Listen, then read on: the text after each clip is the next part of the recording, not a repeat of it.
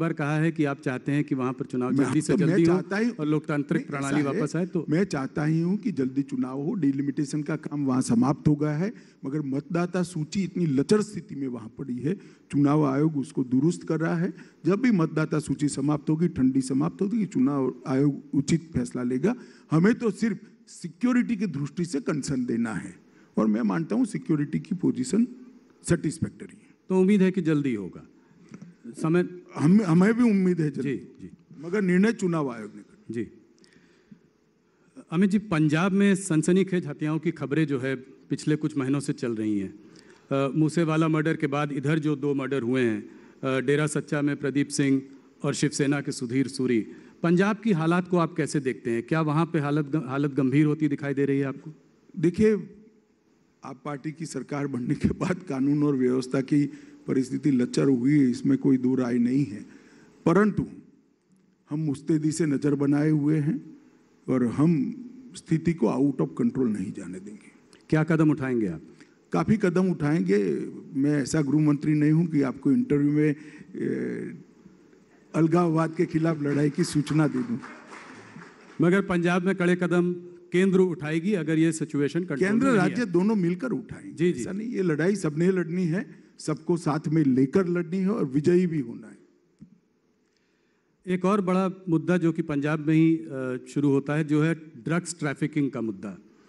इसको कैसे काबू पाएंगे? इस पर कैसे काबू पाएंगे? इसको ड्रग जिहाद का नाम भी दिया जा रहा है। पीढ़ी की पीढ़ी जो है बर्बाद, देखिए, नशे में बर्बाद हो। मैं आपको बताता हूं कि ये 3 साल के अंदर नरेंद्र मोदी के नेतृत्व में भारत सरकार ने ड्रग के उपयोग, ड्रग की बिक्री और ड्रग का भारत के समुद्र के रास्ते से दुनिया के अलग अलग जगह पे जाने के रास्ते या जमीनी रास्ते से सब पर कठोर कार्यवाही की। सारे आंकड़े उपलब्ध हैं और मैं एक ही आंकड़ा कहना चाहता हूं कि 3 साल के अंदर हमने लगभग 20,000 करोड़ रुपए का ड्रग पकड़ा है। पहले कांग्रेस के 3 साल की तुलना में 700 करोड़ का था। तो इससे आपको साइज और स्केल मालूम पड़ेगा। इसके लिए एनकोड कर एक 4 स्तरीय व्यवस्था बनाई है। एक एकदम ऊपर की टीम है, फिर इस पर अफसरों की टीम है, फिर राज्य स्तर की टीम है और फिर डिस्ट्रिक्ट स्तर की टीम है। और हमने top to bottom and bottom to top investigation को कंसेप्ट डेवलप किया है। जैसे कोई छोटी सी ड्रग की पुड़िया पकड़ी जाती है तो वो कहाँ से आई से लेकर देश में कहाँ तक से एंटर हुई, पूरा नेटवर्क की जांच होती। और देश की सीमा पर ड्रग पकड़ा जाता है तो वो आकर कैसे छोटी पुड़िया बनने वाला था, उसका भी पूरा इन्वेस्टिगेशन होता है।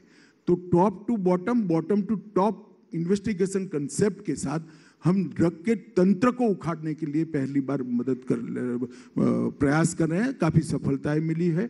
इसमें भी मैं गुजरात सरकार को बहुत बहुत साधुवाद देना चाहता हूं, भूपेंद्र जी और हर्ष यहाँ बैठा है, हर्ष को, क्योंकि गुजरात सरकार ने न केवल गुजरात के अंदर एंटर हुए ड्रग को पकड़ा है, गुजरात के दरिया से लंका जाते हुए ड्रग को भी पकड़कर बहुत बड़ा काम किया और बड़ी मात्रा में सीजर हुआ है और अच्छा इन्वेस्टिगेशन किया है, जिसके कारण दिल्ली, पंजाब और हिमाचल, ये तीनों राज्यों में बड़े नेटवर्क का भंडाफोड़ हुआ है। ड्रग के खिलाफ जीरो टॉलरेंस की हमारी नीति है और मोदी जी ने संकल्प लिया है कि 2047 के पहले हम भारत को ड्रग फ्री बनाएंगे। नशा मुक्त भारत का हमारा संकल्प सुनिश्चित है। ड्रग ट्रैफिकिंग को देखकर ये बात तो करीब करीब साफ है कि इसके पीछे पाकिस्तान का हाथ है। एक अनस्टेबल पाकिस्तान, ऐसा कहना ठीक नहीं होगा। अफगानिस्तान से, पाकिस्तान से रास्ते भी आता है, बर्मा के रास्ते भी ड्रग आता है।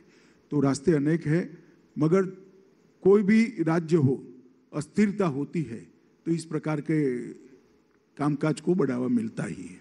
जी, पाकिस्तान एक अनस्टेबल देश भी है। इससे हमारे देश को आप क्या खतरा देखते हैं? देखिए, मेरे लिए आपकी तरह बोलना सरल नहीं है जी कि अनस्टेबल देश है, परंतु पाकिस्तान से जो खतरे हैं पूरा देश जानता है, आप भी जानते हो। मगर मैं तो इतना कह सकता हूं, खतरा जो भी है सीमा की उस पार रहेगा, हम अंदर नहीं आने देंगे, इतना मैं सबको सुनिश्चित करना।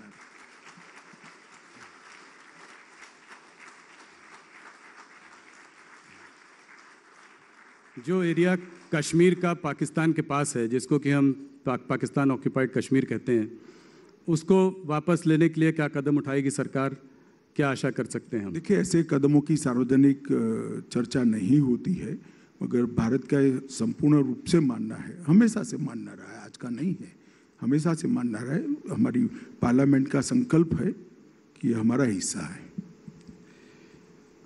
अक्साई चीन पर भी चीन का कब्जा है। मुझे मालूम है आप क्या कहने वाले, कोई टाइटल इसमें से नहीं निकलेगा। रॉन्ग नंबर डायल कर रहे हो राहुल।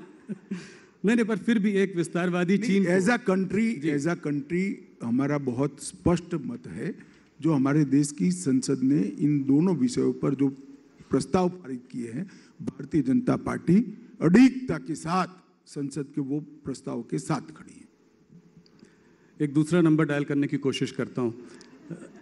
क्या भारत की छवि जो है पूरे विश्व में बहुत अच्छी रही है। यूक्रेन और रूस के बीच में बड़े बड़े देशों ने कहा है कि भारत को जो है मीडिएट करना चाहिए। क्या आपको लगता है कि रूस और यूक्रेन के युद्ध में भारत का मीडिएट करना? देखिए, मैं इतना ही कहना चाहता हूँ, आगे क्या होगा वो तो डिप्लोमेसी के लेवल पर तय होगा। जो होगा और परिणाम आएगा वो सबके सामने आएगा। परंतु मैं भी सालों से भारत की डिप्लोमेसी को एक विद्यार्थी के रूप में देख रहा हूं। हमने कभी ऐसा नहीं देखा कि भारत के 35,000 बच्चे यूक्रेन में पढ़ने के लिए फंसे हो और भारत के प्रधानमंत्री यूक्रेन और रशिया के राष्ट्राध्यक्षों से बात करें कि भैया हमारे बच्चों को हमें वापस लाना है, आप थोड़ा गोलाबारी 2-3 दिन के लिए बंद करो और 72 घंटों के लिए दो देश के युद्ध का सीज फायर हो जाए। ये हर भारतीय के लिए गौरव की बात है। ये भारत के प्रभाव का परिचायक। और अब G20 मोदी जी आज गए हैं, G20 की चेयरमैनशिप भारत के पास आ रही है। ये साल पूरी दुनिया के मतलब कंट्रीब्यूट करने का भारत का साल है। हम सब भारतवासी इससे बहुत आशान्वित हैं। अमित जी, एक ग्लोबल नैरेटिव ऐसा भी बन रहा है वेस्टर्न मीडिया में, खास करके माइनॉरिटीज़ को लेकर, कि मुसलमानों को यहाँ पर सताया जा रहा है।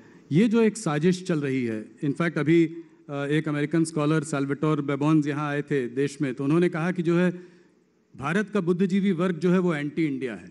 क्या ऐसा आप मानते हैं? ये ऐसा नैरेटिव क्यों बन रहा है? इसके पीछे क्या साजिश है?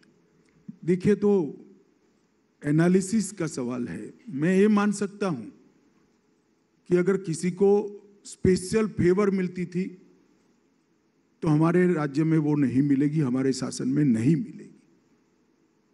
और ये हमारे संविधान का स्पिरिट, किसी को स्पेशल फेवर नहीं मिलनी चाहिए। Justice for all, appeasement to none, ये भारतीय जनसंघ का मूल सूत्र है और हम उसी पर चल रहे हैं। किसी को अन्याय नहीं करेंगे, मगर किसी का अपीसमेंट, तुष्टीकरण भी नहीं करेंगे। ये देश संविधान के हिसाब से चलना चाहिए और संविधान के स्पिरिट से हिसाब से चलना चाहिए। अब किसी को स्पेशल फेवर बंद होती है, इसको आप अन्याय कहते हो, तो आपको अन्याय की डेफिनेशन बदलनी चाहिए, उनकी डेफिनेशन बदलनी।